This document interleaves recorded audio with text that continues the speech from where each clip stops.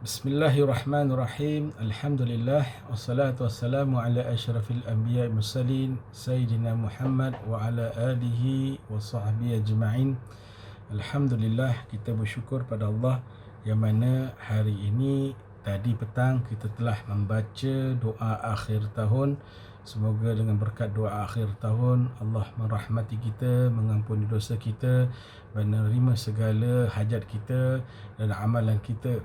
Dan insyaAllah kali ini, kesempatan ini kita akan membaca doa awal tahun yang mana kita berdoa kepada Allah. Semoga dengan doa ini kita akan termasuk dari golongan-golongan yang diterima amalannya dan memberikan masa depan kita yang cerah, dan kita mendapatkan rahmat Allah dan Allah jauhkan segala balak pada kita insyaAllah.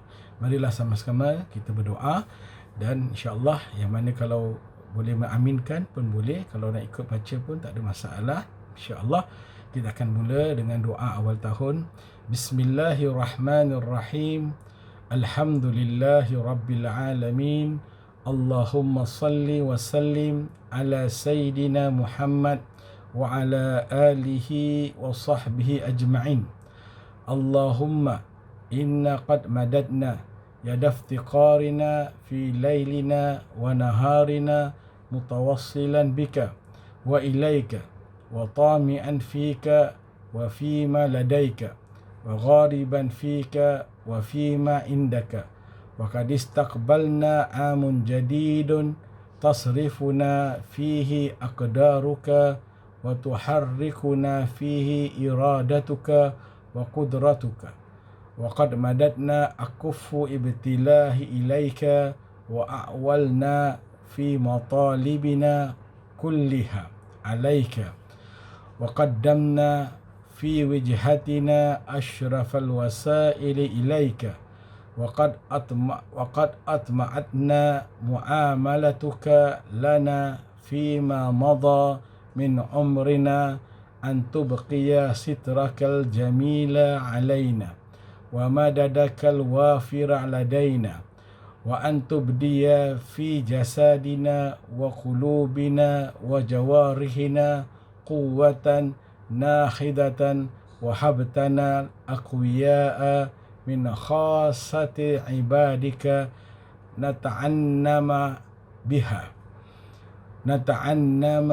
نتعنم بها في مظاهر أجسامنا ومظاهر الأرواحنا وتهب لنا بها انشراحا في صدورنا وقوة في يقيننا وثباتا في ديننا وصلاحا في سريرتنا وعلانياتنا وأذهب عنا كل هم وغم وضيق صدر وحزن واجعل علينا واقية من حفظك ورعايتك تقينا جميع الأسواء وجميع الحموم وجميع الأقدار.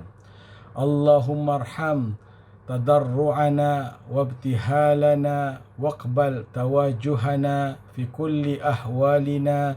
يا غياث المستغيثين أغثنا ويا درك الحالكين أدركنا. اللهم اجعل هذا عام جديد مفتتحا بالفرج والعاجل واللطف والشامل لنا للمسلمين أجمعين، وابسط فيه يا ربي بساط رحمتك الخاصة على عبادك الأجمعين، رحمة يذهب بها القحط والقنة والهم. وأبقي يا رب أعوامنا مستقبلا في مسارات وأفراح وسرور وانشراح نلتقط من تلك الأوقات صحو عشها ونعيم أنسها. واجعل العام القابل من أبرك الأعوام علينا وأشرفها، واجعلنا فيه من أسعد الناس بك وأوجه الخلق لديك واغفر يا ربي جنايتنا وتقبل حسناتنا وتجاوز عن سيئاتنا وبرك في أوقاتنا وساعاتنا وحركاتنا وسكناتنا وصلى الله على سيدنا محمد وعلى آله وصحبه وسلم الحمد لله رب العالمين. بسم الله الرحمن الرحيم. الحمد لله والصلاة والسلام على أشرف الأنبياء والمرسلين سيدنا محمد وعلى آله وصحبه أجمعين. Alhamdulillah, para jemaah, kita berjumpa sekali lagi pada tazkirah hari ini, yang mana kita telah masuk dalam bulan awal Muharram, yang mana bulan yang dikatakan bulan haram. Okey.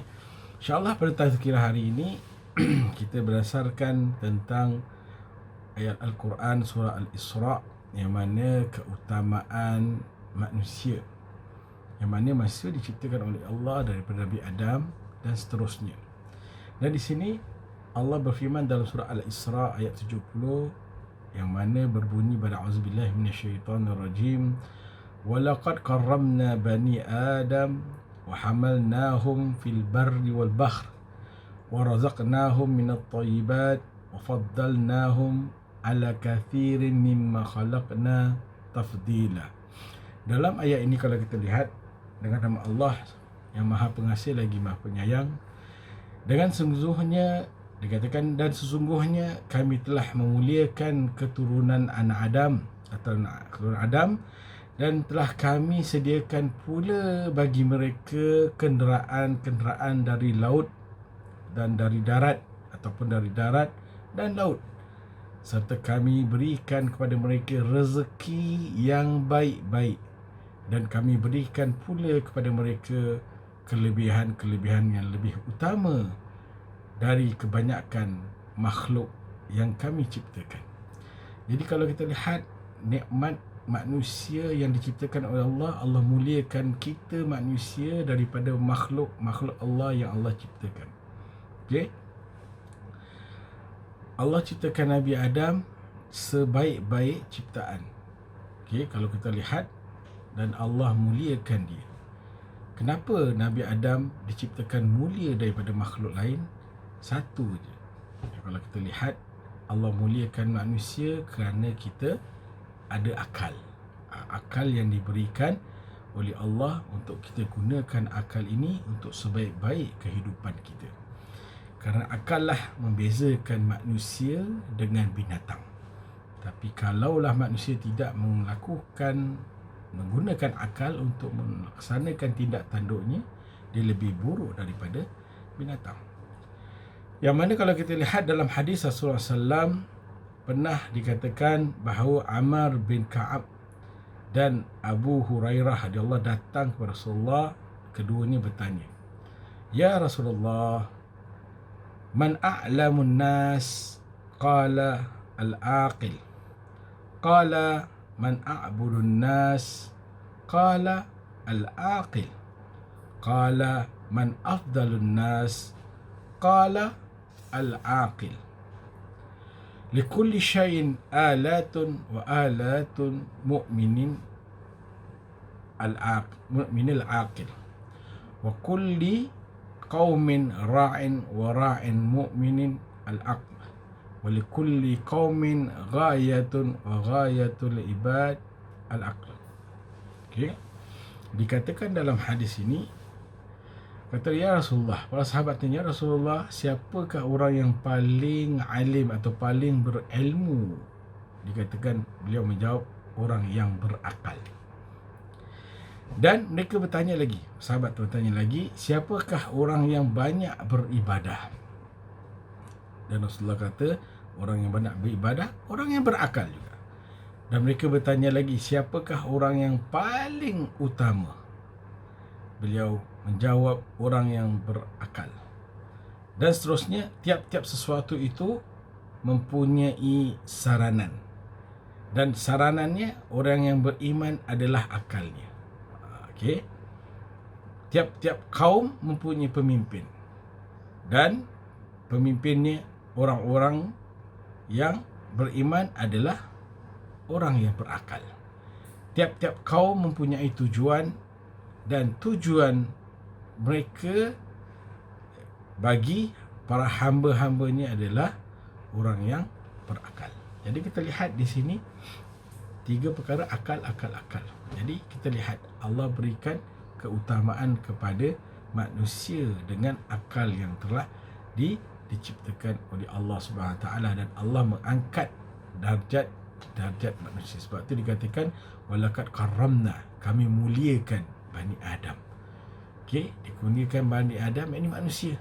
Okey, bukan muliakan itu, dan dikatakan kami berikan mereka kenderaan di laut dan di darat, dan kami berikan mereka rezeki yang baik-baik, dan kami berikan kelebihan lebih utama dari kebanyakan makhluk yang kami cipta. Ini dikatakan Allah mengangkat darjat anak-anak Adam. Jadi manusia ni dia ada akal untuk menggunakan akal yang baik. Jadi dengan kesempatan pada bulan Hijrah ni, bulan Muharram ni, dikatakan tahun Hijrah, kita masuk dalam tahun baru, tahun Hijrah ni, kita gunakan akal kita untuk berfikir apa yang terbaik untuk tahun hadapan. Tahun baru akan datang ni, tahun baru ni, untuk kita berdoa kepada Allah supaya amalan kita, segala amalan kita, segala tindak tanduk kita menjuruskan kepada Allah. Kalau dulu memanglah kita nakal, okey, tahun dulu masuk bulan tahun awal Muharram ni, tahun Hijrah, tahun baru Hijrah, kalender Hijrah, kita beribadah atau kita bertaubat kepada Allah Subhanahu Wa Taala. Dan itulah dikatakan akal yang ada pada kita. Kita gunakan akal dengan terbaik untuk kehidupan kita. Dari Siti Aisyah, dia berkata akal itu ada 10 bahagian. Okey, 5 bahagian nampak lahiriah dan 5 lagi tak nampak. Okey, yang pertama, akal kita tu 5 bahagian. Pertama ialah salah satu fungsi dia yang nampak ialah diam. Okey, diam itulah salah satu dikatakan kelebihan akal. Kata diam, fayaqulu khair aw liyasmut. Dalam hadis, katakan dengan baik ataupun kita berdiam kalau tidak ada perlu untuk berkata-kata. Dan hadis lain kata man samatan najah. Kata Rasulullah, barang siapa yang diam maka dia akan selamat. Sebab tu orang yang berbual tanpa pengetahuan, tanpa hala, dia akan bual melalut, meroyan, sampailah banyak dosa. Tapi siapa yang diam, dia selamat. Dalam hadis man kathura kalamuhu kasura saqatuhu. Okey, dikatakan barang siapa yang banyak bicara maka akan banyak pula kesalahannya. Nampak? Jadi akal tu mendorong kita untuk kalau tak ada perlu kita diam. Kedua, sabar. Sabar pun salah satu dari sifat yang punca daripada akal. Orang yang berakal dia akan sifat sabar, mengutamakan sifat sabar dalam segala tindak tanduknya. Dan ketiga, merendahkan diri. Orang yang berakal selalu merendah diri, tawaduk. Okey, dalam hadis man tawadda'a rafa'ahu Allah wa man takabbara wada'ahu Allah. Dalam hadis mengatakan barang siapa yang berkelakuan merendahkan diri, yang tawaduk, maka dia akan diangkat oleh Allah Subhanahu Wa Taala. Dan barang siapa yang sombong dan bongkak, maka dia akan direndahkan oleh Allah. Jadi kita lihat dengan akal kita boleh bersifat dengan sifat merendahkan di tawaduk. Dan yang keempat, dengan akal juga kita dikatakan mengiakan perbuatan kepada manusia lain, berbuat baik dan meninggalkan keburukan. Sebab itu dikatakan dalam ayat tadi, ayat Allah berfirman, kuntum khairu ummatin ukhrijat linnas. Allah berkata kepada kamu adalah satu umat yang baik yang telah dikeluarkan pada umat-umat yang terdahulu. Kenapa? Kerana ta'muruna bil ma'ruf wa tanhauna 'anil munkar. Kita selalu menyuruh orang buat baik dan kita mencegah daripada membuat kemungkaran. Itu salah satu daripada akal yang diberikan, kita dapat balance dengan akal yang diberikan untuk kebaikan. Okey, dan yang kelima, membuat amal baik. Atau berbuat baiklah, segala perbuatan baik insya-Allah itulah yang 5 tadi, yang lahiriah. Dan yang tak nampak, dalam hadis tadi Siti Aisyah ada 10 kan. Yang tak nampak, pertama berfikir. Fikir yang baik itu insya-Allah lah. Fikir yang baik itu insya-Allah lah. Kita maknanya kita berfikir yang baik, insya-Allah daripada akal kita. Itu kita tak nampak. Yang kedua, memberi contoh, memberi pengajaran pun kita tak nampak. Segala pengajaran yang kita beri kepada orang pun daripada akal yang baik. Dan yang ketiga, menganggap dosa sebagai satu masalah besar. Dengan akal kita fikir, dosa ni ya Allah, ini masalah besar ni ya Allah, kalau aku tak bertobat pada Allah akan diazab oleh Allah. Dan yang keempat, takut kepada Allah SWT pun daripada akal. Kita takut.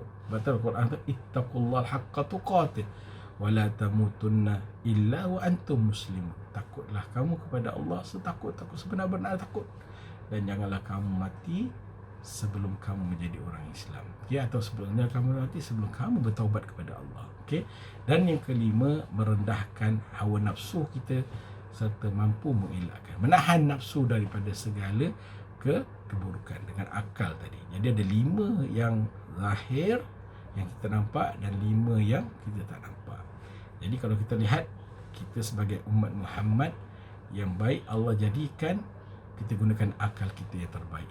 Dengan bulan tahun hijrah yang baru ni, kita nikatkan hati kita supaya kita dapat berubah daripada sifat yang tak baik kepada sifat yang baik, daripada malas kepada rajin, daripada suka meninggalkan solat setelah kita untuk melakukan solat, dan malas beribadah menjadi kuat beribadah.